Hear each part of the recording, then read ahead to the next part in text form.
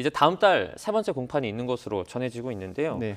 앞서 언급한 뭐 그 조부의 증언이라든지 그리고 네. 그 과정에서 우울증 관련된 얘기도 나왔다고 합니다. 네네. 지금 뭐 정유정이 제출한 뭐 반성문 또 아까 전에 뭐 조부의 어떤 네네. 그 증언이나 네. 우울증 관련된 내용 이런 것들이 양형에 영향을 좀 미칠까요? 조부도 신문을 했습니다. 통상 조부의 신문은 변호인 측에서 양형 감경 사유로 삼기 위해 증인 신문 신청을 하는 경우가 있는데 네. 재판부가 받아들여서 일단 그동안 동거해 왔던 조부에 대한 신문도 증인했습니다. 조부가 누구보다도 상당히 미안하다는 심경을 밝혔고 네. 피해자 가족에게 연락해 보려고 경찰에게 요청을 했지만 경찰 등 수사기관을 통해서 피해자 측의 연락처를 제공받아야 합니다. 그렇지만 네. 피해자 측이 거부하다 보니 연락처를 알지 못했고 결국 사과를 하지 못했는데 진심으로 사죄드린다는 의사를 밝히기도 했습니다. 네. 아마 이러한 사정도 재판부가 참작을 할 것으로 보이는데 이 사건은 사실 별다른 이유 없는 살인으로서 비난 동기 살인 유형입니다.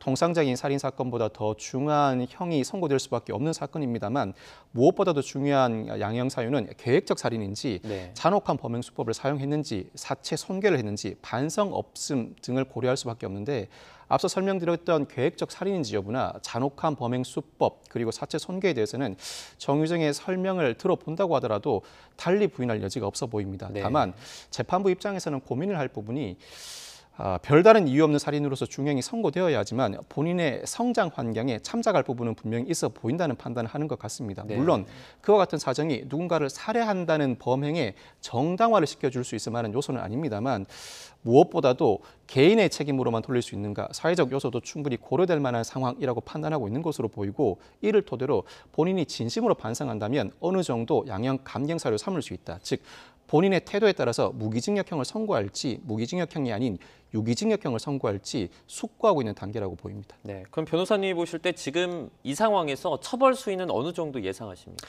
현 상황에서 아무런 이유 없이 무작위 살인을 저지른 상황이었었고 네. 계획적 살인 범행일 뿐만 아니라 여성이긴 합니다만 상당히 잔혹한 범행 수법을 사용했고 사체를 손괴하고 별다른 합당한 이유를 내놓지 못하는 상황이라 무기징역형이 선고되어야 마땅한데 재판부에 따라서는 유기징역형을 선고할 가능성도 있습니다.